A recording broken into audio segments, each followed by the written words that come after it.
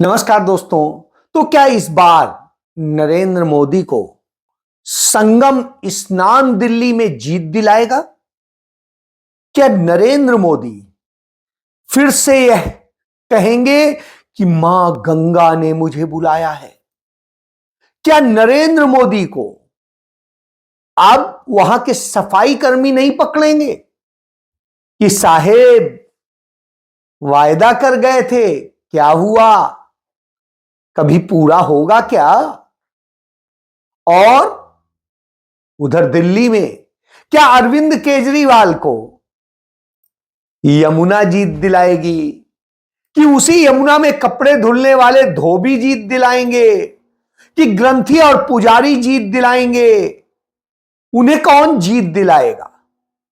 वो सफाई कर्मी दिलाएंगे जिनसे तमाम वायदे किए थे। कौन दिलाएगा असल में? आज ये सवाल खड़ा है और इस देश का हर यात्री अब सवाल कर रहा है कि क्या अब रेल सचमुच सुरक्षित रह गई है या सिर्फ ढकोसला है? और क्या 1 दर्जन लोग मर जाएं, 5 दर्जन से अधिक लोग गंभीर रूप से घायल हों तो ये छोटी बात है? जी हां, कमोबेश कुछ इसी तरह की स्थिति है। आपको पता है दिल्ली में विधानसभा चुनाव चल रहा है। इस विधानसभा चुनाव में 3 प्लेयर हैं। एक अरविंद केजरीवाल जो वहां के मुख्यमंत्री थे और आम आदमी पार्टी के सब करता धरता सब कुछ है, मालिक है कह सकते हैं। और दूसरे भारतीय जनता पार्टी में मालिक की भूमिका में नजर आते नरेंद्र मोदी हैं। और तीसरे वह कांग्रेस पार्टी है जिससे दिल्ली को कांग्रेस मुक्त बनाने के लिए इन दोनों लोगों ने मिलकर काम किया था, अन्ना के साथ मिलकर काम किया था। एक कसम खा रहा था मां गंगा की, एक कसम खा रहा था मां यमुना की, और दोनों वायदे कर रहे थे, तमाम तरह के वायदे कर रहे थे। बहरहाल इन्हीं वायदों के बीच में अब यह चुनाव चल रहा है। तो नरेंद्र मोदी 5 तारीख को जब दिल्ली में वोट पड़ेगा 5 फरवरी को, तब वो संगम में कुंभ स्नान करने जाएंगे। हालांकि आदित्यनाथ ने उसका नाम दिया है, जब से वहां पर भाजपा की सरकार बनी है, महाकुंभ। या तो कुंभ होता है या अर्ध कुंभ होता है, महाकुंभ जैसा कुछ नहीं होता, लेकिन इन्होंने अब नाम दे दिया है तो दे दिया है, ठीक है, कोई बात नहीं। तो कुंभ में वो स्नान करने जाएंगे। बहरहाल उसी दिन वोट पड़ेंगे। और आपको याद होगा जब वोट पड़ रहा था तो नरेंद्र मोदी जाके कहां, उस गुफा में बैठ गए थे, इसकी केदारनाथ की। और केदारनाथ में तप कर रहे हैं, वो कर रहे हैं और न जाने क्या क्या। जब वो 2019 में वहां जाके बैठ गए और उसके बाद में 2024 की बात करें, वो जाके विवेकानंद रॉक मेमोरियल में जाके बैठ गए थे। 3 दिन वहीं बैठे रहे, तपस्या कर रहे थे। हालांकि सब कुछ वो चल रहा था। तो इस तरह की तमाम किस्से हैं, अब इस पे नहीं जाऊंगा, अब इसी पे आता हूं कि जब ये सारे ड्रामे चल रहे हैं, इन्हीं चुनावों के दौरान जो ये ड्रामे चल रहे थे, तब नरेंद्र मोदी 2014 में जब चुनाव लड़ने गए वाराणसी से, तो वहां कहा न मुझे किसी ने बुलाया है, न कोई लाया है, मां गंगा ने मुझे बुलाया है और मैं उनसे वो आया हूं, और गंगा निर्मल होंगी, स्वच्छ होंगी, और न जाने क्या क्या वायदे किए थे। आज वाराणसी भी बेहाल है और गंगा गंदा जल बन चुकी है, और उसी गंगा जल में महाकुंभ हो रहा है। जब इलाहाबाद में यानी प्रयाग में यह हो रहा है, यह प्रयाग वही है, ऋषि भरद्वाज जी का आश्रम होता था। जब राम के उसका जिक्र करते हैं तो उसमें जिक्र मिलता है रामायण में। तो वहां पर मान्यता है कि 3 धाराएं मिलती हैं, हालांकि 2 दिखाई देती हैं। और उस जगह जहां स्नान करने की स्थिति है तो उसमें नरेंद्र मोदी के जो छोटू हैं, वो भगवाधारी पहन के खुद को योगी कहते हैं, वो आदित्यनाथ अपने मंत्रिमंडल के साथ स्नान करने जाते हैं। उसके पहले नरेंद्र मोदी मंत्रिमंडल के सदस्य राजनाथ सिंह भी वहां स्नान करने जाते हैं और तमाम लोग करते हैं। मैंने सभी का स्नान देखा। स्नान की एक परंपरा है और उस परंपरा में एक नियम है, और जिस मनु संहिता को ये मानते हैं उन्हीं की मनु स्मृति में लिखा है कि कैसे गंगा स्नान करें। आप गंगा में ऐसे नहीं उतर सकते हैं।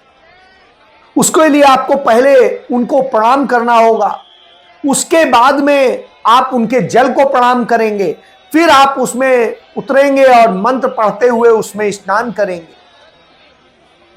और वहां स्नान करके तौलिए से पोंछने का क्रम नहीं है, वो अपने आप उसका पानी सूखना चाहिए। उसके साथ साथ यह भी क्रम होता है कि गंगा स्नान करते वक्त आपको मंत्र उच्चारण करने होंगे। वो मंत्र भी दिए गए हैं, मैं मंत्र पढ़ सकता हूं। तो उन मंत्रों में तमाम चीजें बताई गई हैं और यह भी बताया गया कि गंगा स्नान करते वक्त पहले आपको 3 डुबकी लेनी होती है कम से कम, नहीं तो 5, नहीं तो 7। और यदि आप भगवाधारी हैं, यानी संत अपने आप को बताते हैं या योगी बताते हैं, तो आपको मिनिमम 7 लेनी होंगी। और डुबकी लेने में भी यह नियम है कि आप नाक नहीं बंद करेंगे, यूं आपको खुले में वैसे ही स्नान करना होगा और आपका सिर नीचे तक जाए, इसका आपको ध्यान रखना होगा, जिससे ये विनम्र मुद्रा में उसका झुका हुआ सिर माता के उसमें दिखाई दे कि आपने मां के गोद में रख दिया है। यह उसका नियम है। बहरहाल ये जितने लोगों ने स्नान किया, ये वो लोग हैं जो सर्टिफिकेट बांटते हैं कि कौन हिंदू है, कौन सनातनी है, कौन क्या है, लेकिन किसी ने ऐसा स्नान नहीं किया। जब हमने पीछे नरेंद्र मोदी को स्नान करते देखा था तो उन्हें भी हमने देखा था, उन्होंने भी ऐसे कोई स्नान नहीं किया था। यानी जो सर्टिफिकेट देते हैं वही सनातन धर्म, हिंदू धर्म के तमाम शास्त्रों के अनुसार जो विधि विधान है उसके मुताबिक गंगा स्नान भी नहीं करते, गंगा पूजन भी नहीं करते। तब आप समझ लीजिए, इसका मतलब है कि सिर्फ ड्रामा करते हैं, गंगा को बेचते हैं। और याद करिए, नरेंद्र मोदी गए थे पिछली बार, तब उन्होंने क्या कहा था? उन्होंने सफाई कर्मियों के पांव धुले थे और कहा था कि आपको प्रधानमंत्री आवास योजना के तहत घर मिलेंगे, आपकी सैलरी डबल होगी और सब कुछ। आज जब 6 साल बाद हम सोच रहे हैं, बात कर रहे हैं, तब वो बेचारे पूछ रहे हैं कि हमारी सैलरी तो बढ़ी नहीं, मकान भी नहीं मिला। यानी तब तो उन्हें देवता बता रहे थे, स्वच्छता का पता नहीं क्या क्या बता रहे थे, और अब स्थिति है उनको तो वो बात जोड़ रहे हैं कि साहब कुछ करेंगे क्या, या सिर्फ ड्रामा होगा।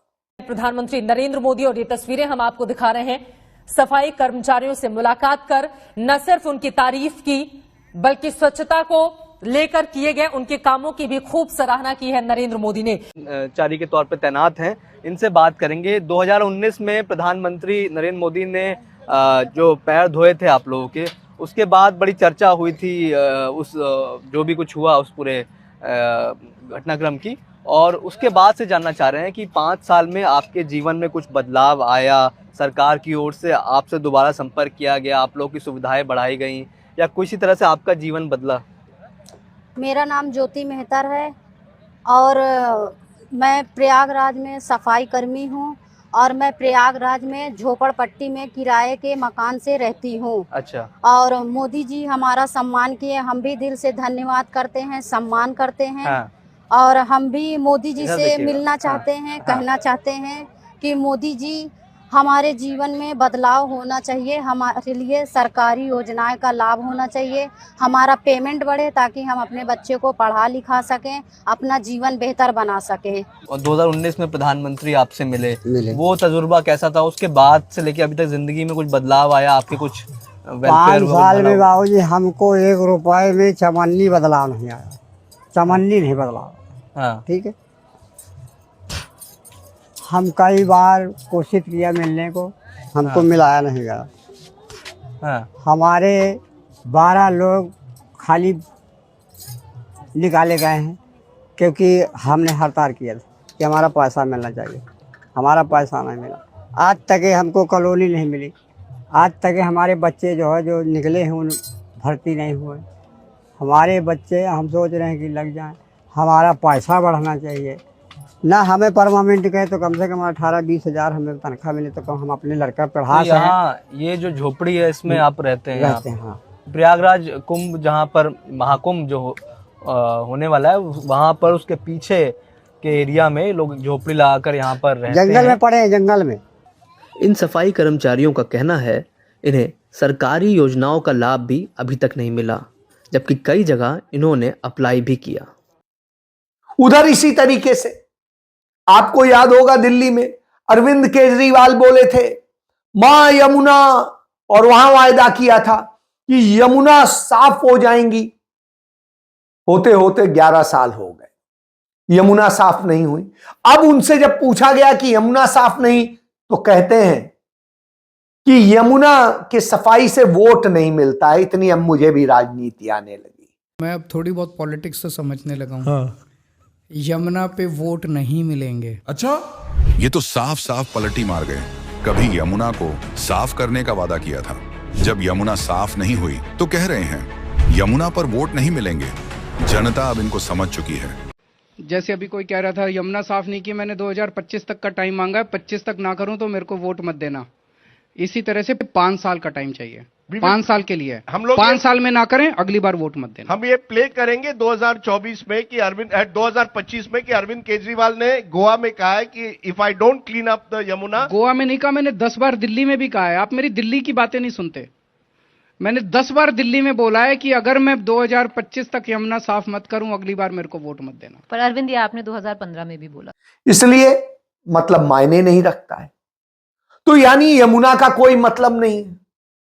और उसके बाद में जो उन्होंने कहे थे कूड़े के पहाड़ खत्म हो जाएंगे, वो भी नहीं खत्म हुए।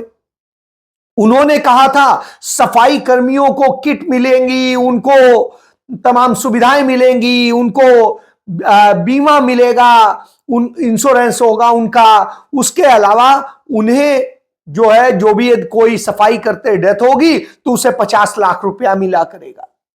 आज तक किसी को कुछ नहीं मिला। ये 11 साल का उनका। और इसी तरीके से तमाम और वायदे हैं। जिस वायदे में जाएंगे वही वायदा झूठा दिखाई दे जाएगा। और जिस शिक्षा और स्वास्थ्य मॉडल पे आए तो न शिक्षा को पूरा किया, एक भी स्कूल नहीं बनवाया, और जो पुराने स्कूल थे उन्हीं को रेनोवेट करा के और वाह स्कूल मॉडल बताते रहे। और अस्पतालों की दशा है कि कांग्रेस के समय में जो अस्पताल 3 बन रहे थे वही अस्पताल नहीं पूरे हुए, और जो अस्पतालों की लागत थी उससे भी बहुत ज्यादा बढ़ गई। तो आप समझ सकते हैं कि कैसे लूट की गई। अब कोई यूनिवर्सिटी भी नहीं बनाई। तो यानी शिक्षा का मॉडल भी फेल है, और दिल्ली का जो रिजल्ट देखा जाता है तो वो टॉप 10 में कहीं नहीं आती है। यानी हर चीज बर्बाद करी, झूठ बोला।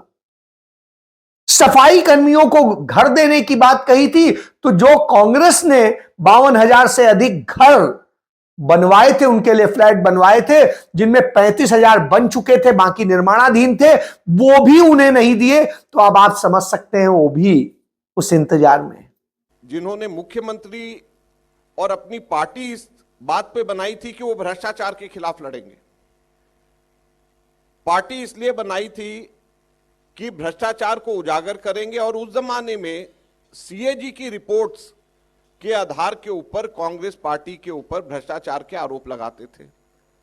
चाहे 2G की बात हो, CWG की बात हो, कोलगेट हो, सबके सबका बेसिस आधार सीएजी की रिपोर्ट थी, और कुछ नहीं था। किसी के पास में कोई भी और प्रूफ, कोई डॉक्यूमेंट नहीं था, केवल सीएजी की रिपोर्ट थी। इस वक्त 14 सीएजी की रिपोर्ट्स, 14, 1 नहीं 2 नहीं, 14 सीएजी की रिपोर्ट्स, एक से एक रिपोर्ट ये कास्टिगेटिंग है। एक से एक रिपोर्ट ऐसी है जो कि इतनी भयानक रिपोर्ट है एक से एक, जिसमें भ्रष्टाचार के गंभीर आरोप केजरीवाल सरकार के ऊपर लगाए गए। एलजी साहब ने कहा कि केजरीवाल रोक रहे हैं, केजरीवाल कहते हैं कि एलजी रोक रहे हैं, लेकिन फायदा केजरीवाल को हो रहा है रुकने का, क्योंकि वो एक्सपोज हो रहे हैं। तो आज हम उन्हीं केजरीवाल से पूछना चाहते हैं कि आप हमें यह बताएं कि ये भ्रष्टाचार के से भरे हुए पन्ने, जिसको एक ऐसे ही एक पन्ने को 14 में से एक जो कि हेल्थ के मुतल्लिक है, जिसके अंदर मैंने ये देखा और पाया 382 करोड़ रुपए का घोटाला केजरीवाल के ऊपर सीधे सीधे इसके अंदर है। 382 करोड़ का घोटाला। तो यानी झूठ का ही सिर्फ राज चल रहा है। उधर नरेंद्र मोदी ने वायदा किया था रेल सुरक्षित हो जाएगी, सब कुछ सुरक्षित हो जाएगी। हमने रेल की दुर्घटनाएं बेतरतीब रोज देख रहे हैं, रोज ब रोज रेल दुर्घटनाएं हो रही। अब लखनऊ से मुंबई जाने वाली पुष्पक एक्सप्रेस में आग लगने की अफवाह फैली और अफवाह फैलाने में भाजपा माहिर है और उसमें भगदड़ मची और उसके बाद जलगांव के पास में 1 दर्जन लोग मौके पर ही मर गए और करीब 60 लोग घायल हुए, गंभीर रूप से घायल हुए। और इस देश के रेल मंत्री कहते हैं छोटी छोटी दुर्घटना। तब आप सोचिए ये छोटी छोटी दुर्घटनाएं। इसके बाद में खुद को विश्वगुरु बनाने के लिए ड्रामा कर रहे थे और जिस ट्रंप को भाई दोस्त न जाने क्या क्या बता रहे थे, उस ट्रंप ने इन्हें तो बुलाया नहीं और उस पन्नू को बुलाया जिसे खालिस्तानी बताते हैं, और उसको बाद उसकी हत्या कराने की साजिश रचने के मामले में अजीत डोभाल जो मुख्य सुरक्षा सलाहकार है नरेंद्र मोदी के, वो उसमें मुलजिम तक बन गए। और वहां पर चूंकि सभी विदेश मंत्री पहली पंक्ति में बैठे थे तो इसी को उनका मीडिया, गोदी मीडिया ये दिखाता पहली पंक्ति में बैठने को मिल गया। अरे भाई वो तो सभी विदेश मंत्री बैठे हुए थे, वो भी बैठे थे। तो यह स्थिति है और अमेरिका जो घोषणाएं करता है वो सभी भारत के खिलाफ जाती हैं, चाहे जिस स्थिति में हो। तो अब आप समझ लीजिए ये झूठ का राज चलता है। फिर भ्रष्टाचार खत्म करने की बात करते हैं, सब कुछ करते हैं, तब इसमें भी आ जाइए। भ्रष्टाचार भारतीय जनता पार्टी की रग रग में बसा है। इसका उदाहरण देखिए, भारतीय जनता पार्टी का ही राष्ट्रीय अध्यक्ष था जो रिश्वत लेते हुए ऑन कैमरा पकड़ा गया था और उसके बाद में कितनी फजीहत हुई थी वो आप सब समझ लीजिए।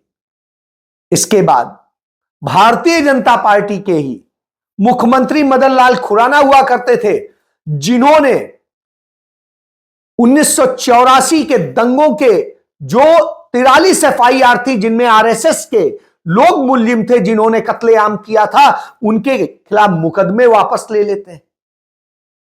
और उन्होंने ही रिश्वत लेने का उनके खिलाफ पूरा आरोप आया था जैन डायरी में, और उसमें सारी चीजें आने के बाद में वो फंस गए थे, इस्तीफा देना पड़ा था। उनके बाद साहेब सिंह वर्मा आए, उन पर आरोप लगा कि वो चंद पूंजीपतियों के साथ मिलकर जमाखोरी में शामिल हैं और जिसके कारण वहां महंगाई हो रही है और उन्हें इस्तीफा देना पड़ा था। उसके बाद में 5 साल के अंदर यह स्थिति थी। तीसरी मुख्यमंत्री बनी थी सुषमा स्वराज, वो 52 दिन ही मुख्यमंत्री रह सकी, सरकार चली गई। जनता ने बिल्कुल हवा कर दिया। कांग्रेस से शीला दीक्षित आई, 3 बार जीती, 3 बार मुख्यमंत्री रही, यानी 15 साल मुख्यमंत्री रही।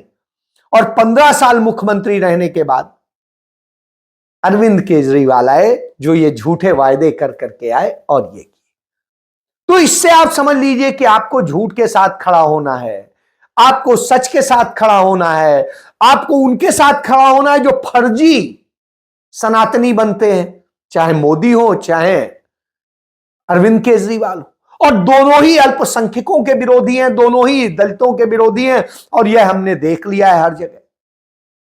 मुसलमानों पे हमले हो रहे हैं, दलितों पे हमले हो रहे हैं, सब पर हो रहे हैं और कोई नहीं। उसके बाद भी उनके वोट चाहिए। तो इस तरह के जब ड्रामे करते हैं तो आपको सावधानी से वाच करना चाहिए। राहुल गांधी संविधान लेके कहते हैं मनुस्मृति नहीं, ये शासन इस संविधान से चलेगा। और जब वो इस संविधान की बात करते हैं तो उससे घबराहट होने लगती, यही समस्या है। तो फिर ये वही खेल करते हैं जो ये पहले करते आए हैं, कमंडल का। और जबकि न ये कमंडल के हैं न मंडल के हैं। और इसका उदाहरण सबसे बड़ा ये है कि राम का नाम ले लेकर के जय श्री राम बोल बोल करके आए थे। और जब उन्होंने 2024 में चुनाव के पहले राम मंदिर का, आधे अधूरे मंदिर का उद्घाटन कर दिया था, तो अब उसकी जब बरसी आती है तो उसकी बरसी के मौके पर नरेंद्र मोदी के मुंह से जय श्री राम का नाम तक नहीं निकलता है। क्यों? क्योंकि अयोध्या के लोगों की जमीनें छीन ली गई, उन्हें लूट लिया गया, बर्बाद कर दिया गया। और मंदिर बनाने के नाम पे गुजरात और दूसरे जगह के पूंजीपतियों को जमीनें सौंप दी गई, उनकी जमीनें छीन ली गई। हकीकत घर नहीं उजाड़ दिया जा रहा है, उठा उठा के फेंक दिया जा रहा है। घर ही नहीं तोड़ा जा रहा है, उजाड़ के फेंक दिया जा रहा है। ये क्या सच्चाई है? श्री राम हॉस्पिटल के पास 70 वर्षीय सुशीला देवी का 2 कमरों का मकान था, जिसे 1 साल पहले बुलडोज कर दिया गया। सुशीला देवी का कोई परिवार भी नहीं था जो उन्हें सहारा दे सके, इसलिए सुशीला देवी 2 महीनों तक फुटपाथ पर भटकती रही और अंत में वृद्धा आश्रम में रहने को मजबूर हैं। जब अपनी किस्मत के बाद